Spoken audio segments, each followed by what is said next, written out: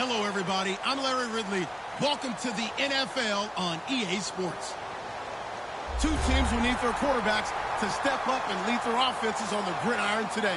It's Ryan's Falcons going up against Roethlisberger's Steelers. So with that, let's get up to Heinz Field in Pittsburgh.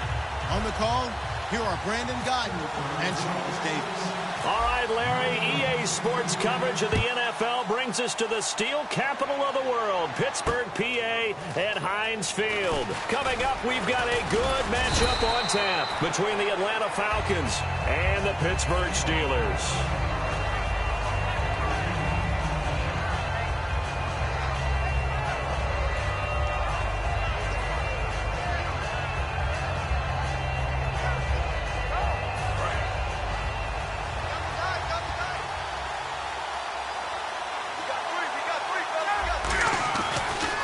They'll run for the first time with Devontae Freeman.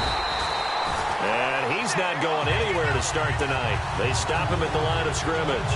It's a loss of a yard there, and now second down.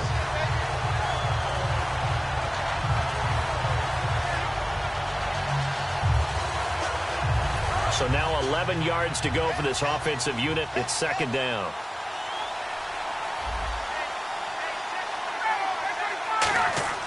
On second down, Ryan. And it's hauled in by Austin Hooper. The reception good for 7. It's third down. They gave up the completion there, but this is what zone defenses count on. Catching the ball and not much run after the catch. And they'll look to avoid an early 3 and out here on 3rd and 4.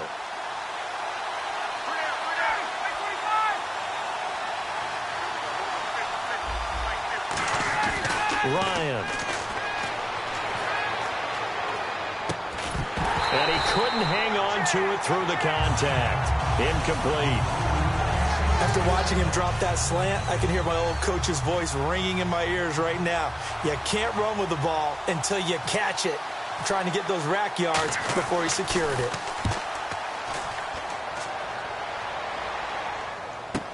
With it is Brown. We'll call that a punt of 54 yards. Well struck. And the Steelers will go on offense here, 1st and 10.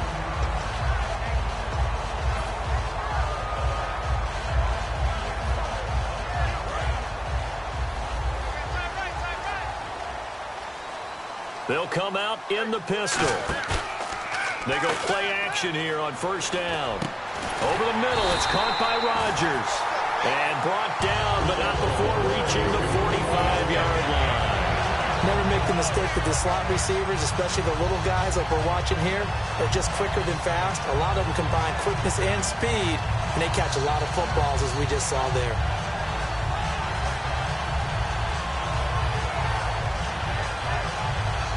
Fresh set of downs here.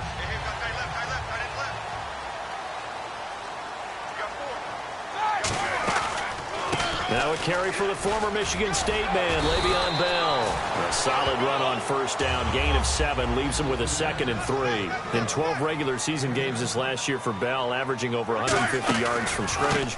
First 2 games in the playoffs were great, but, you know, getting injured in the final game probably leaves a bad taste in his mouth. Leaves a bad taste, gives him fuel for the next season, though, because, remember, for the last few years, he hasn't been able to play a full season. For various reasons. Now, going into next year, imagine those numbers over a 16-game season and heading into the playoffs. Le'Veon Bell can set new records.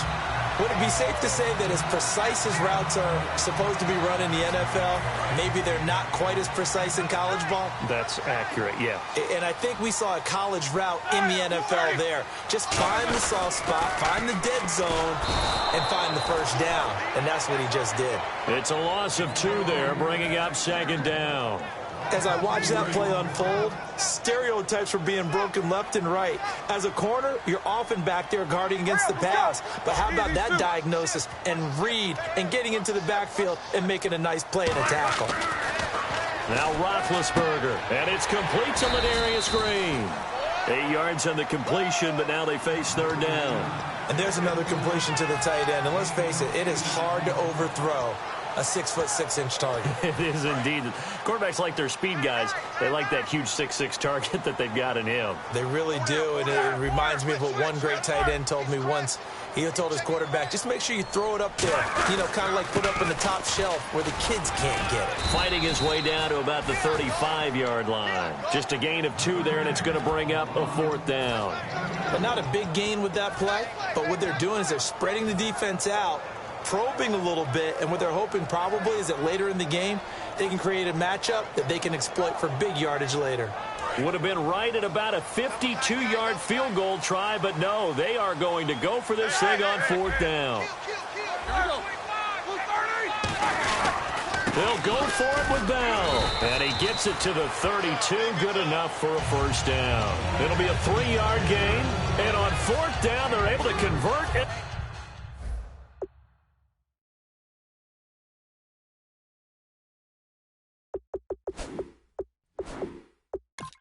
Move the sticks. And the coach has decided to challenge this play. He has tossed down the red flag.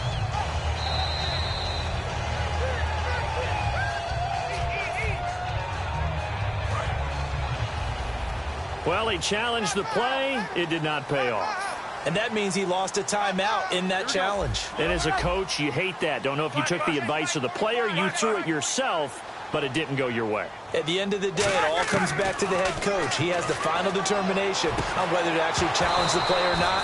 In this case, it didn't pay off for him. And that's got to be so heartbreaking. You throw that flag, you probably feel really confident, and then all of a sudden, boom, you lose the challenge. Yeah, when you take a look at it, you're throwing that flag because you believe you're going to be right. And when it comes back the other way, you have to regroup. Again on 2nd and 10, it's Roethlisberger. Got a man, and he hits him in stride. That one good for 16, and the drive will continue.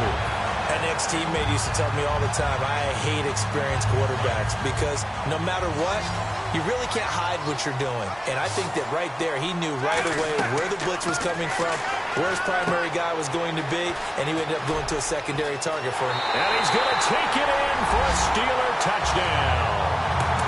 Le'Veon Bell, a 16-yard touchdown. And the Steelers have taken a first-quarter lead. There are several elements to a well-executed screen pass. This one resulted in a touchdown. It had all of those elements. Hey, you're so right, because you really need the rush to almost get to the quarterback, almost get to the passer. Then you've got to get the ball thrown perfectly, whether it's to the running back, the wide receiver, whoever the screen guy is. And, of course, the blocking has to form in front to get him downfield for the touchdown. And the decision to come out is going to cost him 5 yards with a new rule as he's taken down right at the 20-yard line. Here comes the Falcon offense now as they get set to take over here. And the last drive, the first drive for them, not very good. 3 and out. What do they go to here? Well, you don't look down at your play sheet and say, this is what the problem is. Let's find out who my playmakers are. Get the ball in their hands, and maybe the offense will move a little bit better. Sometimes it's more important to get it to the right people rather than dialing up the right number. Exactly. Or the right play, yeah. That too. Here's Ryan. And his throw's going to be incomplete. He was looking for Mohamed Sanu there. That'll bring up 2nd down. It's always tough for the guys throwing the football when they think they've got a completion and the ball's almost there, and then someone sneaks a hand or two in and bats it away. So incomplete on first. Let's see what 2nd down has in store.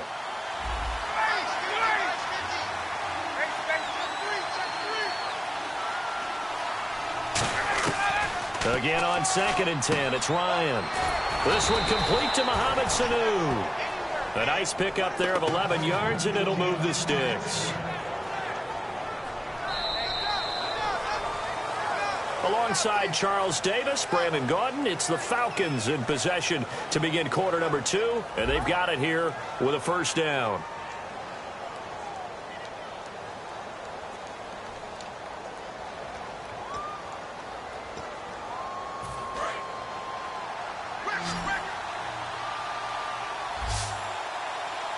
And the D looking like they may blitz.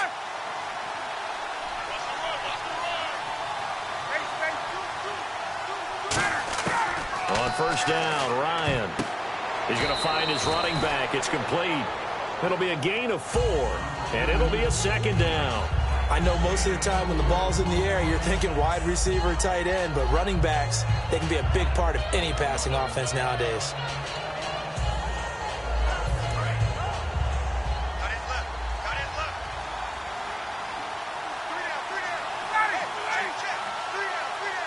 Looks like the defense in press coverage here.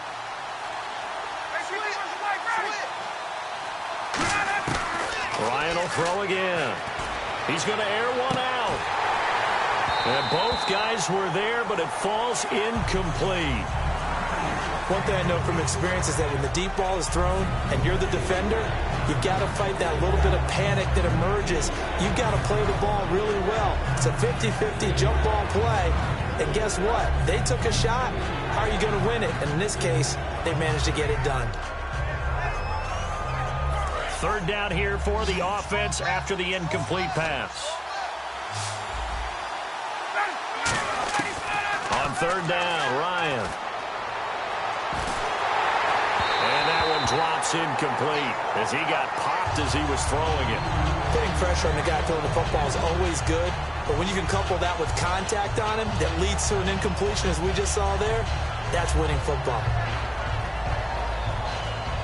Here's Matt Bosher now. On for his second punt. He'd take a repeat of his first.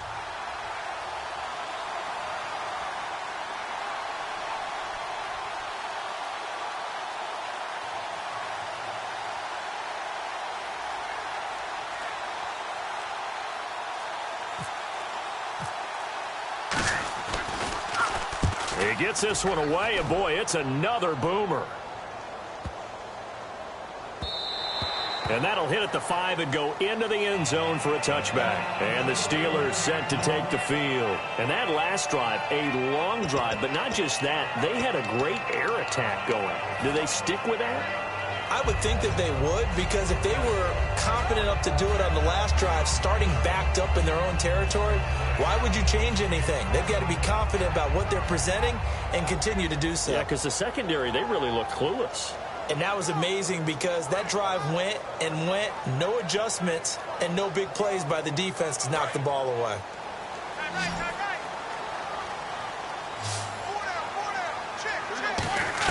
They'll throw on first down with Roethlisberger.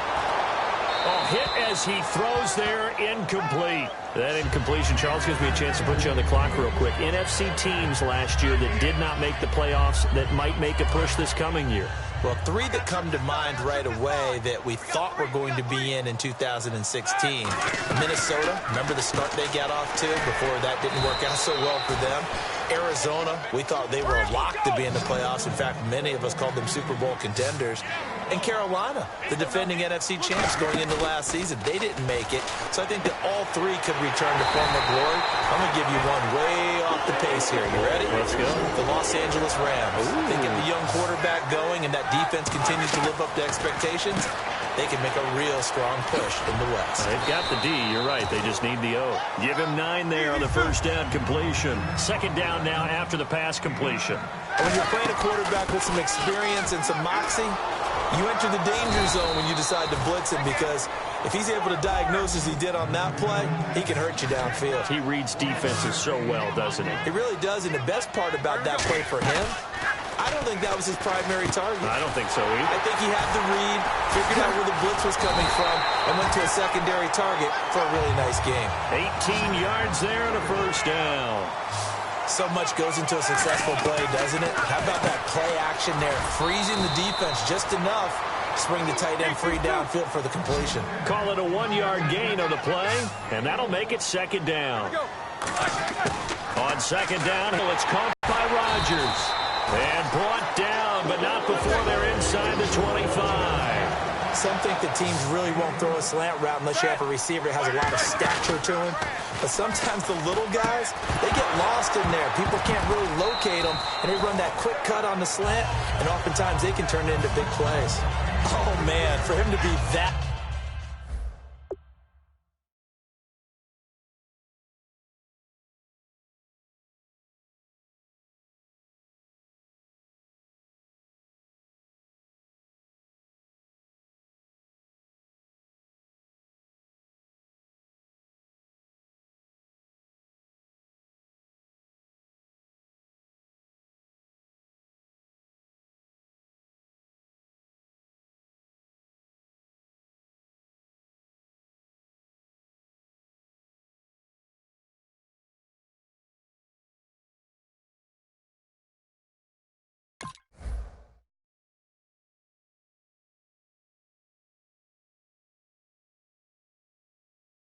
wide open and drop it. Sometimes you have just too much time on your hands, right? You end up thinking way too much, and your hands get shaky. And yes, he's a tight end, but that's a catch he should have made. 2nd and 10 now. It's Roethlisberger. Brought in by Coates. And down inside the 15, shy of the 10. They pick up 12 on the play there, and they move the chains. Throwing now, Roethlisberger on 1st down. This will be caught at about the 5. It's a good gain of 11, sets him up 1st and goal. Nothing flashy there, the slant to the slot. Oh, and the frustration for the defensive guys, because it's a quick play, and you know it's going to be a bang-bang play in terms of the throw and the catch, and then he's able to absorb the contact and complete it. That's going to go as a loss of 2, and it'll be 2nd down. Here's Roethlisberger to throw, and he can't hang on. That's definitely going to be one he wishes he had back. Incomplete in the end zone. So much of this game is focus and concentration. And whenever I see guys running the in route, I know that in the back of their mind, they're always wondering who's lurking inside that might put a big hit on them as they try and catch the ball.